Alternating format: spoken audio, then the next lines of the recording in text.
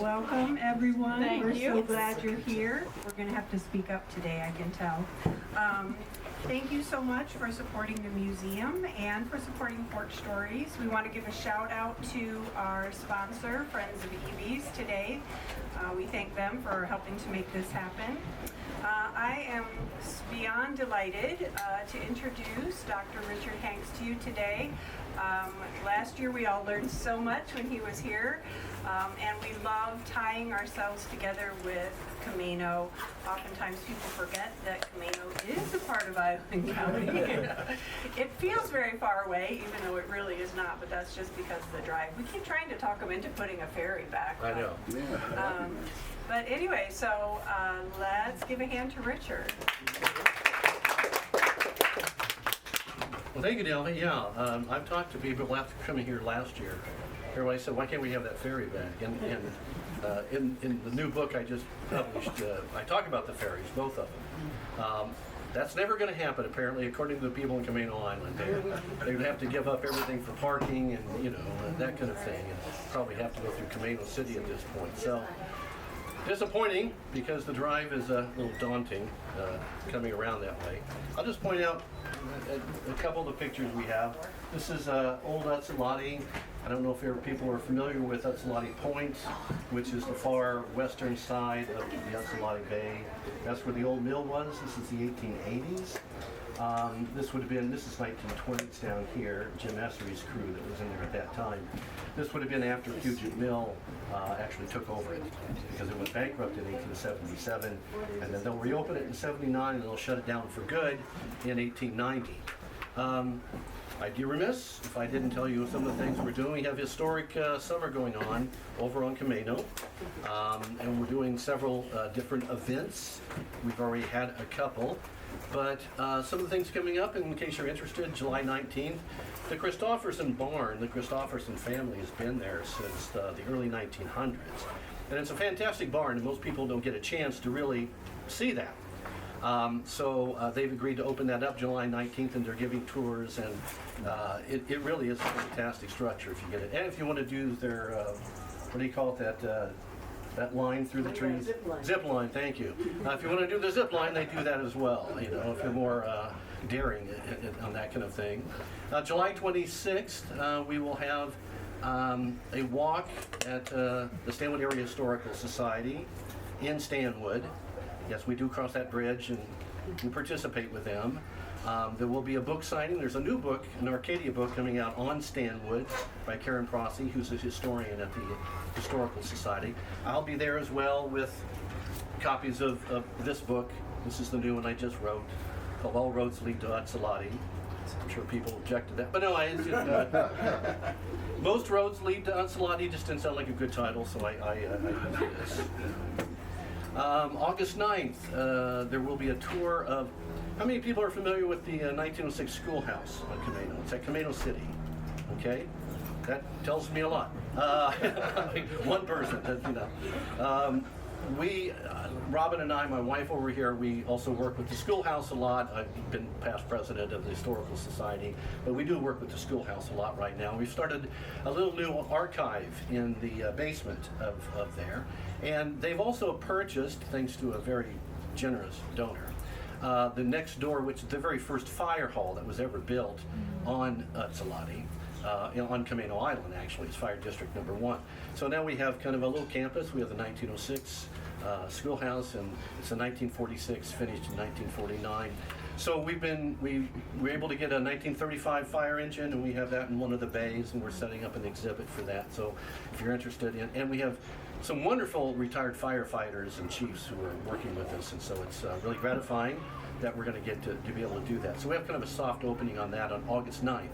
August 23rd at Utsalady Ladies' Aid. Anybody been there? Oh, we really got to get you people out more. I don't know what to tell you. I mean, where can we maybe find we could work. Huh? Is there a place that, does the Camino Island have a place where I can go, and link and find all these activities that you're pointing to? Yeah, where can they go, Robin? Well, the chamber has a couple of places. Okay, where try they the put chamber. Stuff out, like the marketplace, usually, Yeah. that Camino Commons. and I've Terry noticed a lot of places have like a calendar, like that's where I found this on a Yeah. calendar. Right, Yeah. and then of events. course the crab cracker, we're famous for a Yes, free we- our- magazine you can our get. vaunted And it crab tells you cracker. Everything. All right, cool, now I can. It's our see magazine that something tells outside. everything. What's the name of it again? The Crab Cracker. Crab Yeah. Cracker.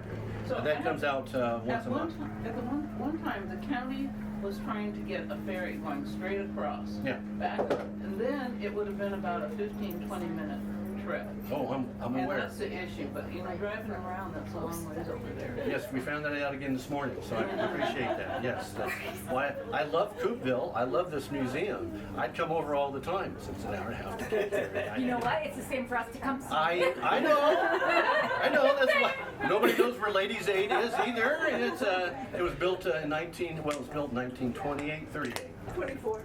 I'm close.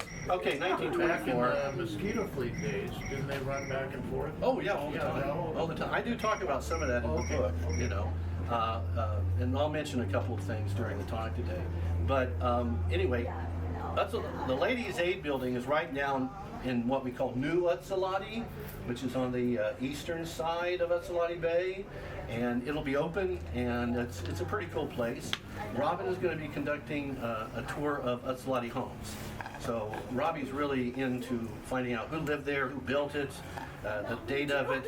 The county is usually off on that. They're just, you know, throwing darts at a wall or something. I'm not sure, but she's pretty good at pinning those down. So she'll do a walk a couple of times, one in the morning, one in the afternoon. And then you were mentioning about they're doing something on women in World War II at Utsalady Ladies Aid at the same time. So there'll be a couple of talks.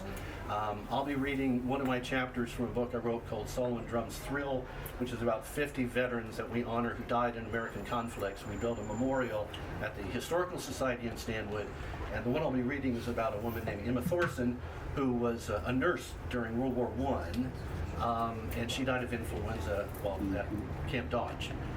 Getting off the subject now again, I do that a lot. That's why I try to stick with my script here. You know, my students would tell you the same thing. That's when I write things down.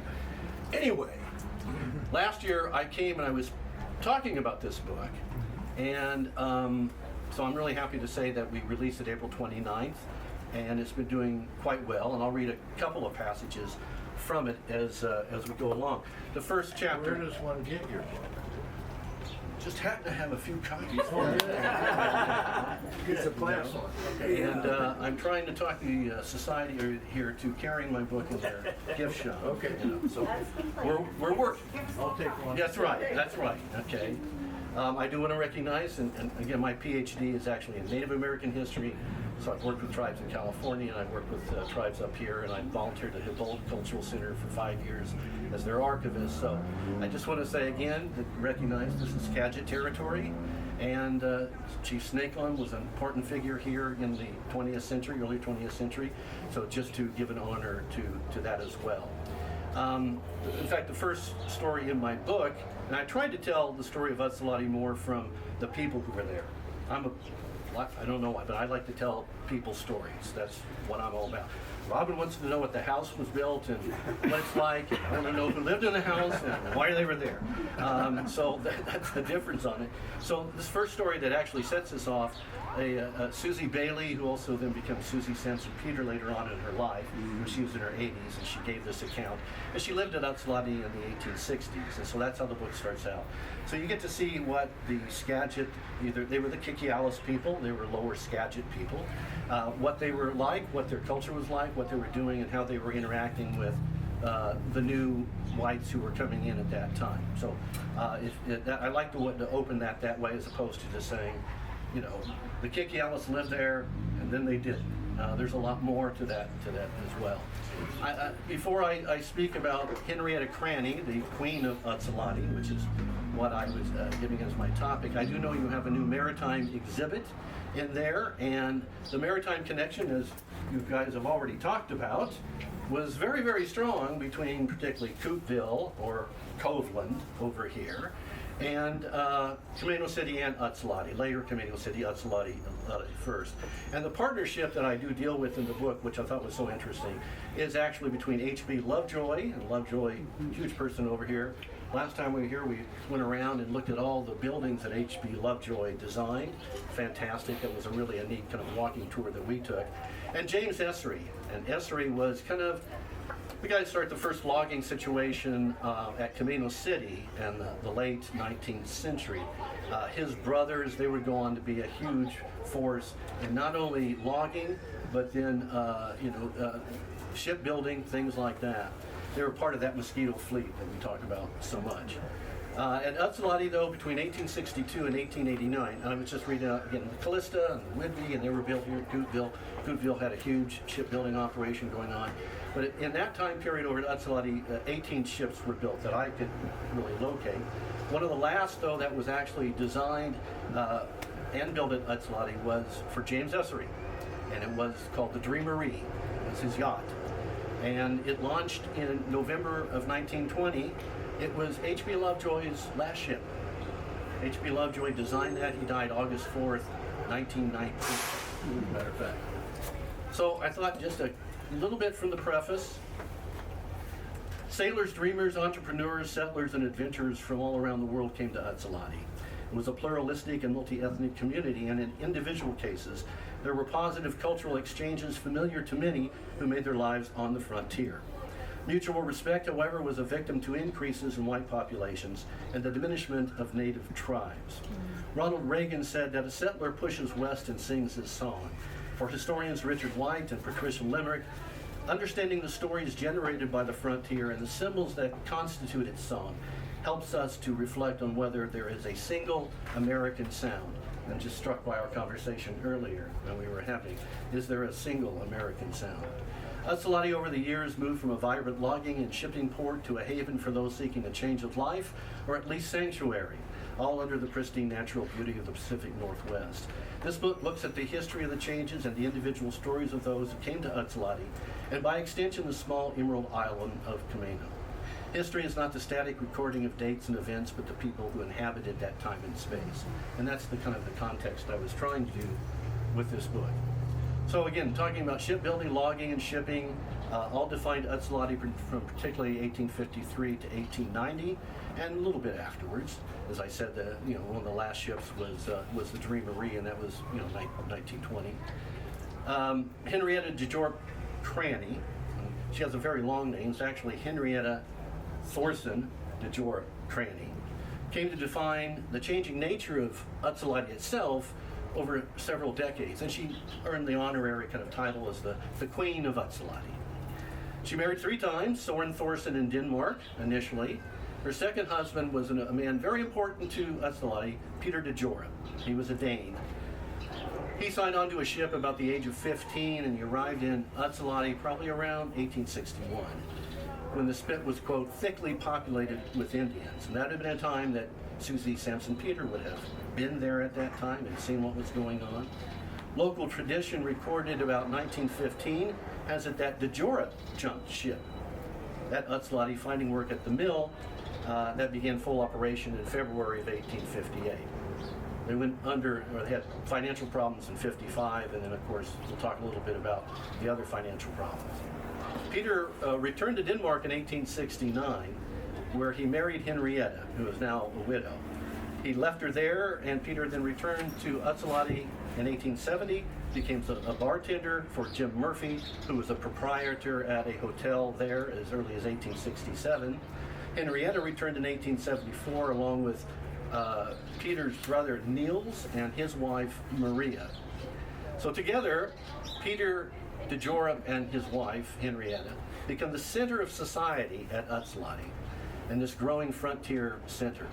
Along with the mill owner, who I think you guys know over here, is Thomas Cranny. Does that ring a bell anyway? Mm-hmm. Oh, thank God. All right. Thought we were going to have to explain that, and it was going to take me a lot longer. I would like to make an acknowledgement, too, of his partner, which we'll talk about, who is Lawrence Grennan. And Lawrence Grennan was really, I think, the main impetus for pushing over to Utsalady, getting a recognition or getting a deal with the Kikialis so they could start their spar camp in 1853, which was pretty easy. Most of these trees were down on, coming down to the beach. So it was very, very easy to, knock those down, get them in the water, drag them over to even other mills and have that done.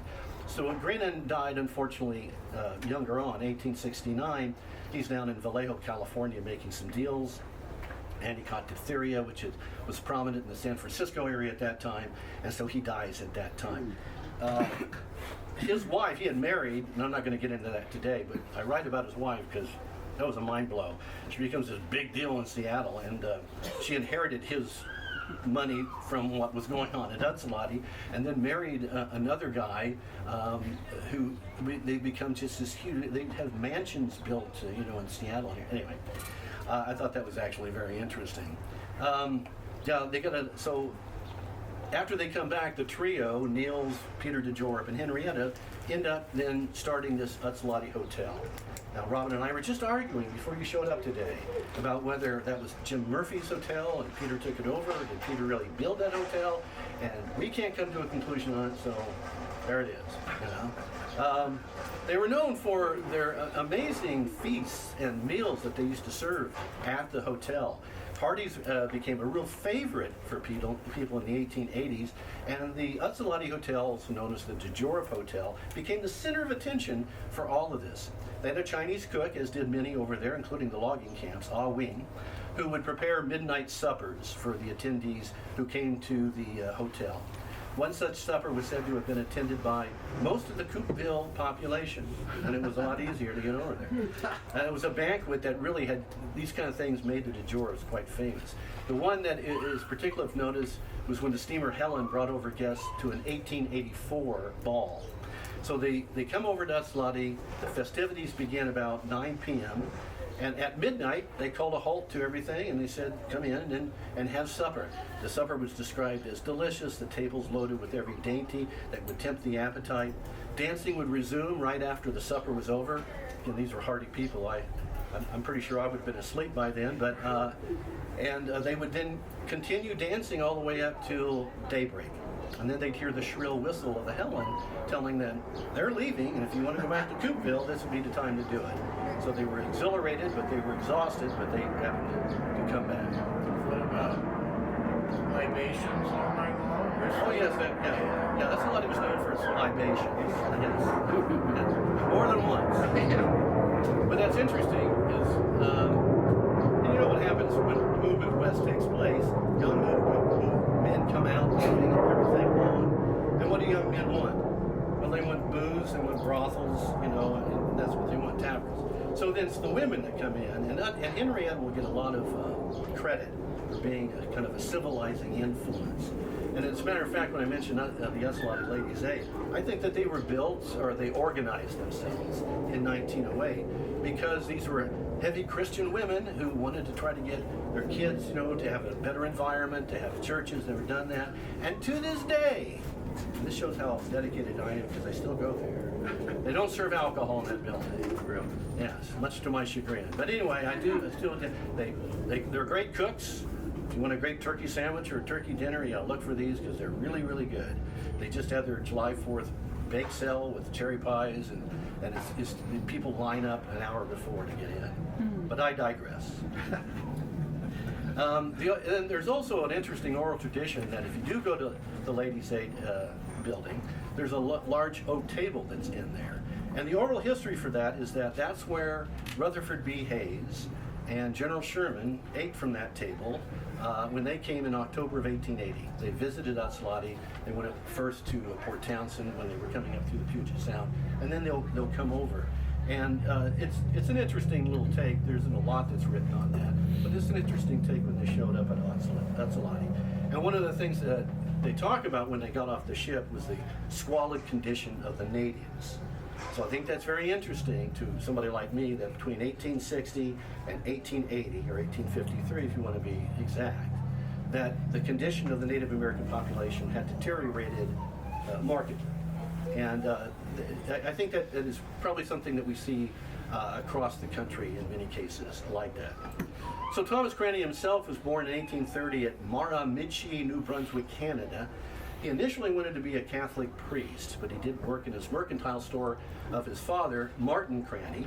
And in 1849, they both got the bug to come to California for all the gold that was taking place. They come around Cape Horn, they go into San Francisco. Martin becomes ill at that point, and so he goes home to Nova Scotia, or to New Brunswick. And Thomas decided very quickly to come up here to the Puget Sound. So Lawrence Grennan and Thomas Cranny, they arrive here on Whidbey Island in Coveland at that time on the ship of Thomas Kinney. Within a few months of each other, we think probably Grennan came as early as February of 1853. He'll be soon followed by Cranny. Within a year, they had formed and become friends and partners in a general merchandise venture at Coveland, which is obviously, Prince Cove today, which had become the headquarters for them. In 1856, the two men had completed a two-story wooden frame building at Coveland. They accommodated their store and also boarded men who were working for them while they were trying to set up this spar camp over at Utsalady.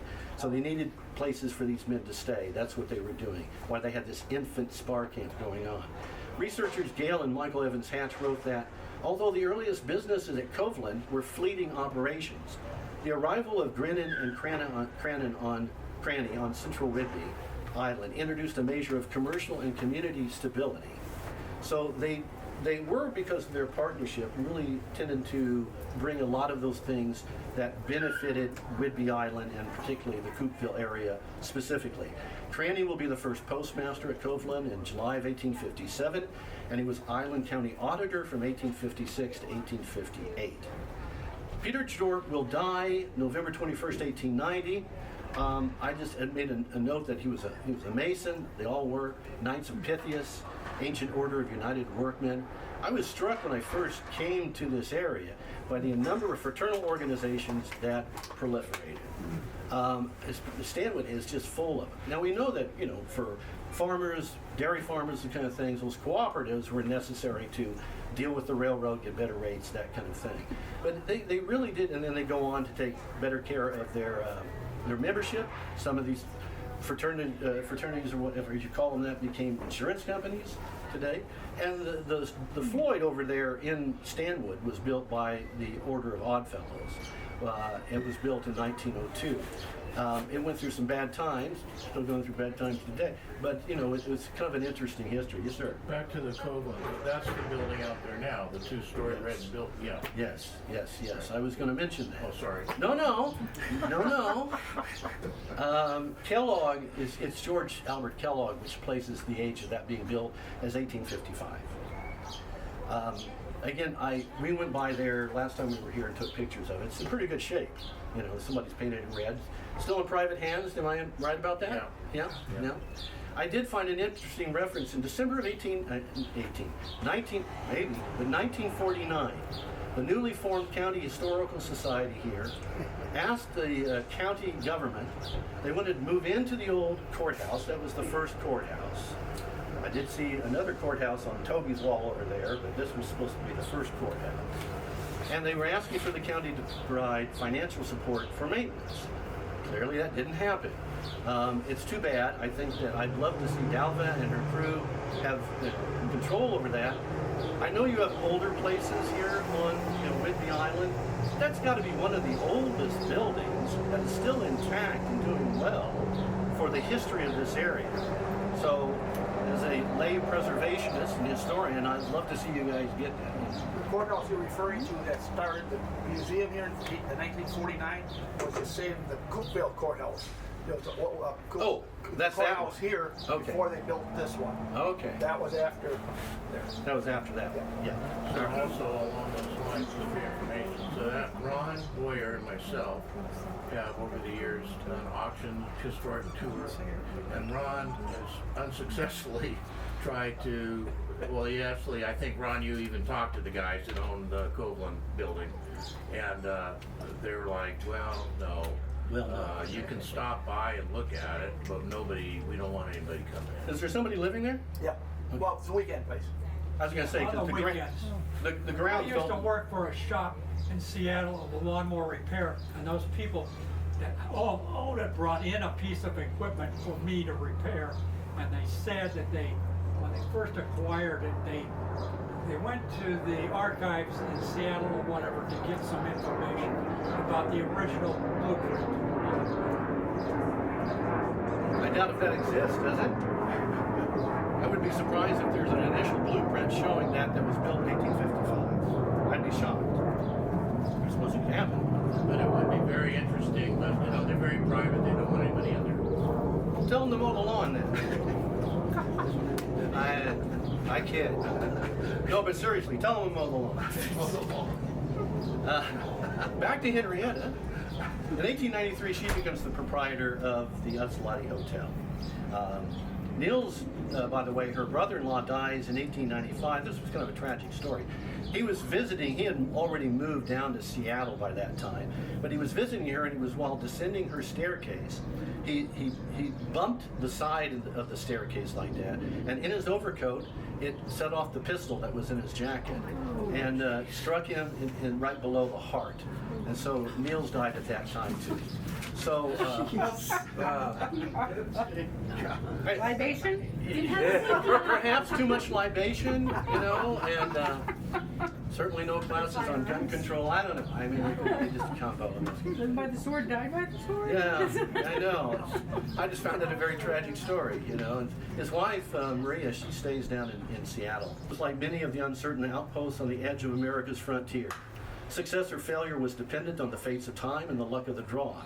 Utsalady, like the early people who populated its shores and forested havens, redefined itself over the years, becoming a different type of sanctuary for the modern age. Rather than the life of hardscrabble survival, Camino became an island of leisure and pleasure. As always, hope and despair are often offspring of the same parents, as it was for so many who sought the future on this green island in the Puget Sound.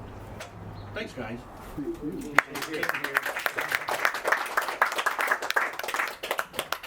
If you have questions, I'll do my best, and if I can't answer them, maybe my wife can. The pictures that are here that Yeah. you've worked so hard to keep them up. Yeah. Well, again, 1880s for this. This, we believe, is the Utsalady or de jure Hotel here. Tom Cranny's house. This is a picture of Thomas Cranny's house over at Utsalady. Of course, these are gone now. They're not there. This was the cookhouse here. Of course, the mill. This was what they called Bummer's Hall, which is where the men boarded, and various, you know, houses that were being built. The Puget Mill Company in particular, they owned the land. They kept the land, but they would give you the wood if you wanted to build a house, if you wanted to come in and do that. But you did not own the property. Thomas Cranny did until he went bankrupt. And then Puget Mill, there was a huge kind of bidding war that went on for a while, particularly around 1878. People were coming from all over the place trying to say, no, we want to, Puget Mill wins out on that bidding war, and so they will take over most of what is particularly northern part of Camino. Yeah. How did de jure spell their last name? It was a capital D with a P, and then a capital J-O-R-U-P. U-P. Yeah. And, you know, I think that's probably pretty right. Most of the times that's what it's spelled. In the 1860 census, there's quite a large population in Utsalady. And Whidbey Island has some too, but they're scattered here. It seems like Utsalady had a really focused commercial operations. The biggest one in the area around here was just a spot here and there. Yeah, and that's really a big operation yeah. if you look at the census. And there was a huge feeling that Utsalady was going to out Seattle. Yeah, yeah. And the reason why that didn't happen, because as late as 1908, they were still trying to get a railroad hub to get over there. And it just went, nobody was going to come across that tide land and do that. And of course, you know, Seattle becomes a major hub for the rail traffic. And that happens all across this country. Given that Camino is connected to that side of the water and not here, how did Camino end up Island County? You know, that was it's pretty arbitrary, isn't it? Yeah. And actually in the book I point out there were at least 3 times that they wanted to secede. Yeah. You know, there were secession movements over there. At one time, they wanted to create their own county, get part of Skagit, Snohomish, take Camino, make Utsalady the county seat and call it Standish. I don't know if that's a reference to the Pilgrims. I have no idea. But, you know, they were trying to do that. That would bust too. Highland County at one time consisted of all the land north of King County. Yes. And then what happened Yes. from there, they split out the counties. Right. Skagit, Right. Whatcom, Skagit, Snohomish, and that left Camino Yeah. standing by itself. So they left it with Highland County. I think that's what Yeah. happened. Oh. One of the first By representatives. default. One of the first representatives here in the 1850s was a man named W.T. Sayward. And I came across him when I was an archivist and historian in California, because he brought some of the first water to Riverside, California. And then I come up here and I run across him because Obie Iverson, who was the king of bringing all the Norwegians in, he runs into him in San Francisco, and Obie wrote about it. And I went, oh, I know this guy. And Sayward says, and Sayward had been Jefferson County, I think the San Juans, all of Island, Skagit, Snohomish, that was all one big county. And he was the first territorial rep there at that time. But he told OB, he says, don't go up to there. It's nothing but trees. You know what you're doing. He goes, come with me. I'm going to Southern California where we have all the water we will ever want. We will have orange groves. And we actually stopped in Berkeley and researched him because he left a little pamphlet and it'll be just magnificent, you know. But he did bring in the first irrigation company to Riverside. And then he left and he died up in San Francisco. So he was a wheeler dealer. But yeah, that was a huge county at that time. Yeah. The two names, Utsalady and Camino. Utsalady? Yeah, well, yeah. Oh, Utsalady. No, well, I can't pronounce. Okay. You know what I'm talking about. Yeah. And Camino. Explain the progeny or whatever those names. Well, Joaquin Camaño is how you would actually pronounce that in Spanish, was an early Spanish explorer up here. And I kind of keep track of it. You know, the Vancouver comes up in 1792, and then we had other people, coming and showing up, and they were all changing the names. Right. Camino was called McDonough Island for a while after. I think McDonough was a hero in the Battle of 1812 or 1812, like that. So the Americans show up, they rename stuff, Right. and then the Brits actually the ones that decided to go back and call it, it's Camaño, but Camino Island. As far as Utsalady, a lot of people, I get really yelled at by Mary Morgan Haugen sometimes over there, so I'm used to it, There's the mythological story about a Scotsman who lived at Utsalady, and he had a new baby, and he was so excited, and he was running down the street saying, Utsalady, Utsalady. And I got to tell you, everybody in Camino loves that story. So I put it in my notes, and I'm not putting it in the regular text because it's hooey. I had luck to interview John Osmondson, who was an anthropologist who did a lot of work on this. Richard White, wrote his book on it too. So I give you every variation of where the name comes from. And I think they're probably right. I think John's probably right. It had to do with the geographic, he calls it like an elbow, like this, that comes down. And the pronunciation in Lushootseed, I'm going to butcher this for you, but it's like Utsalady. And you're talking about, now the name for Camino and Lushootseed alone is Kaluchin, which means land jutting out into the bay. And so a lot of times they would name a piece of property or something like that based upon a geographical uniqueness of it or something like that. So I think that's probably true. One writer even says that Uts meant place in Lushootseed. I'd have to ask my native friends if that's really true. Like Mish means people in Snohomish, and still at Wamish. So I think John's probably right. I think it had to do with a geographic situation. And in talking with John, and I kind of mixed that anthropology in there, is that that whole bay there was probably mostly one long village.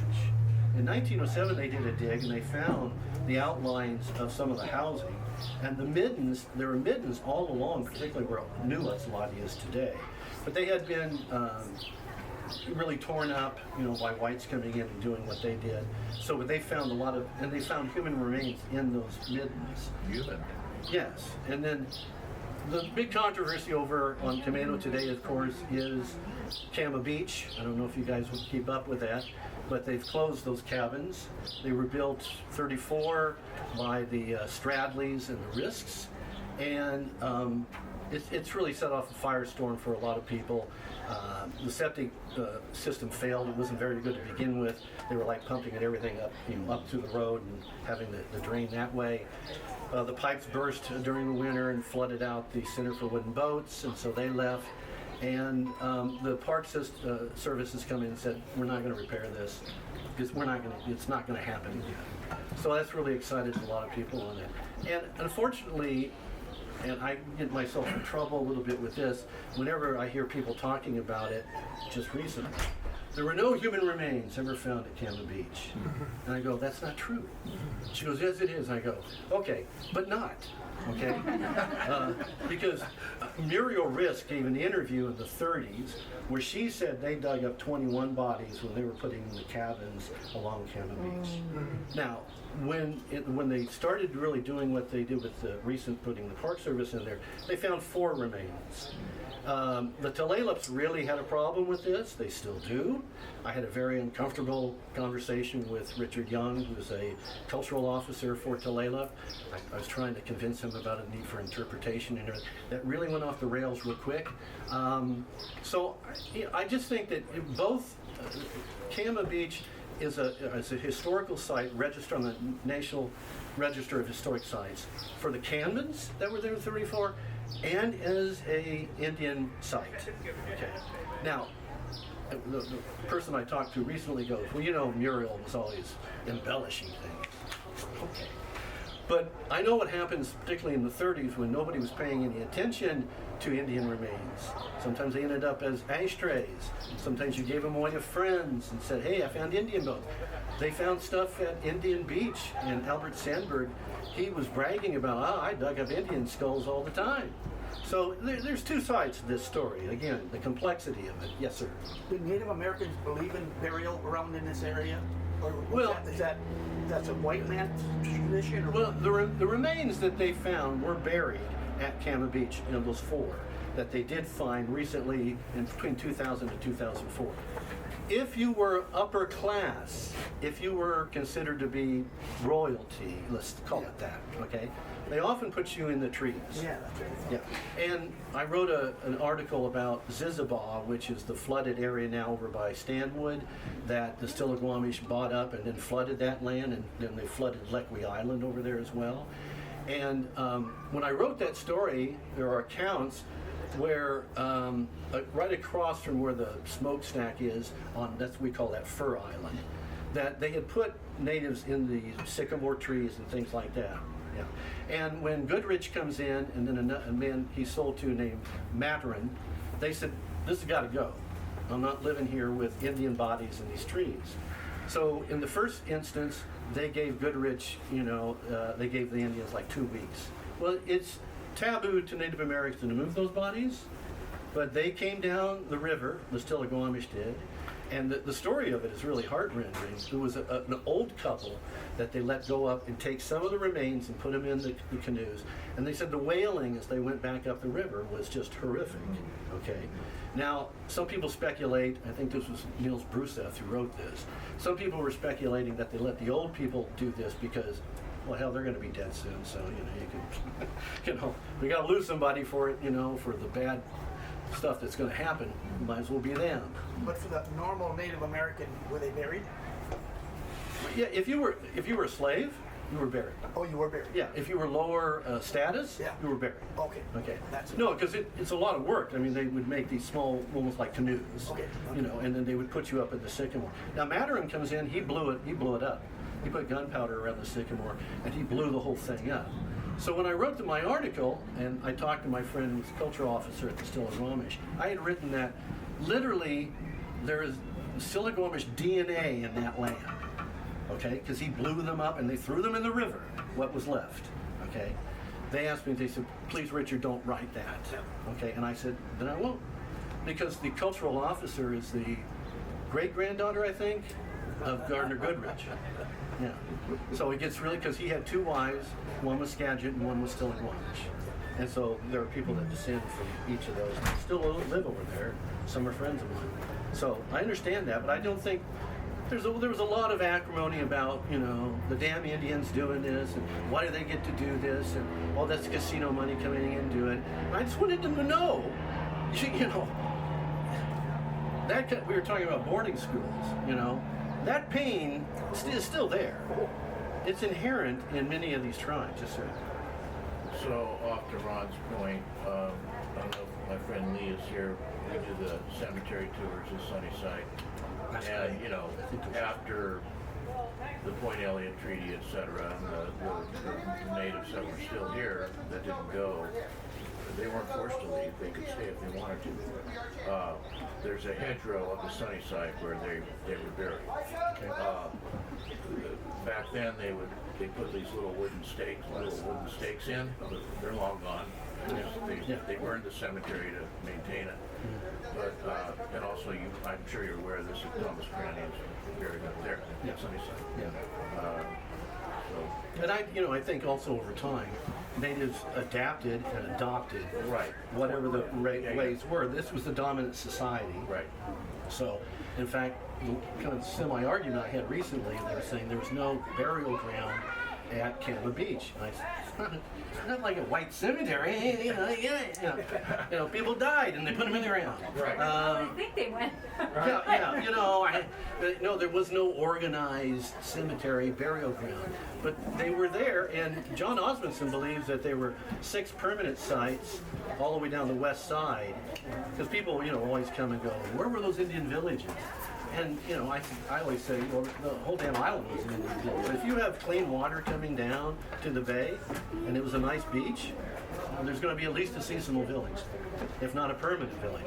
But the one that ended up being Utsalady, it was a permanent village site that is over today where Ladies' Aid is. So there was a lot behind it, and somebody tried to buy it and dig that one up, and the hammer of the law fell heavily on them, because you can't just go start excavating in that area. It's too sensitive. And some people hate that, some people don't. It takes all kinds. But that's the governor just they were going to appropriate $600,000 to do something with the cabins at there, and Ferguson lined it out. So they're not doing anything on that yet. So people are very upset. They may keep. Some people think they'll keep some people, they may move them up the hill because the cabins are kind of unique, that way. So maybe they'll do that. And, the park, when it was operating, was bringing in $1 million a year in revenue. But most of that money went to other parks, Deception Pass. It's like it didn't end up coming back to Kama. So, but it's a good example when you're talking about status. At Indian Beach, there was another article where they found Indian remains, and they found one of the skulls was a flat head, and that's a sign of hierarchy, of status. They used to do that with the babies. They would put a rock on and flatten the head, and that was the sign that you were upper class. So John says, though, that a lot of different tribes would have used those villages at different times.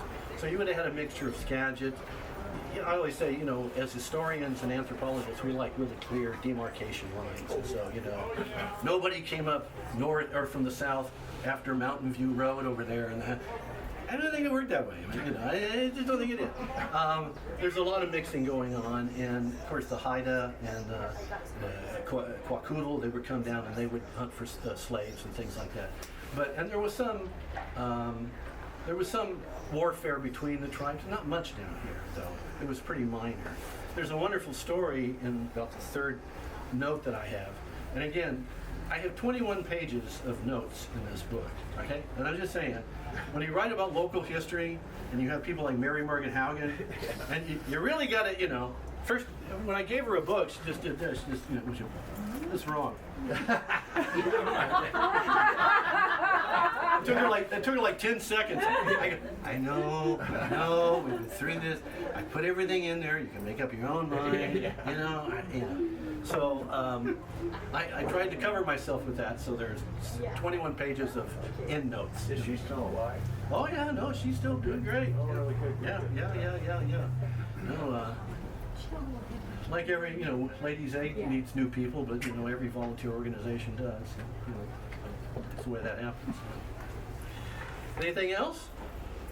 Well, thanks so much. I really appreciate you people being here. When do you do these study time cemetery tours? Yeah, I think